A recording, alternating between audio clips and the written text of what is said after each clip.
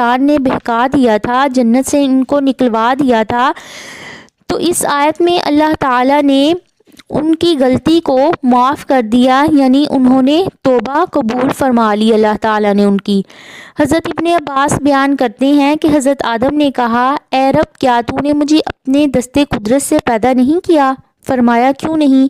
کہا کیا تو نے مجھ سے اپنی پسندیدہ روح نہیں پھونکی؟ فرمایا کیوں نہیں؟ کہا کیا تو نے مجھے اپنی جنت میں نہیں رکھا؟ فرمایا کیوں نہیں؟ عرض کیا اے رب، کیا تیری رحمت غضب پر غالب نہیں ہے؟ فرمایا کیوں نہیں؟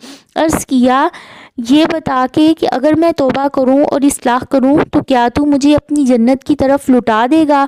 فرمایا ہاں۔ اور یہ وہ کلمات ہیں جن سے اللہ تعالیٰ نے ان کی توبہ قبول کر لی۔ ربنا ظلمنا انفسنا وان لم تغفر لنا وترحمنا لنکونن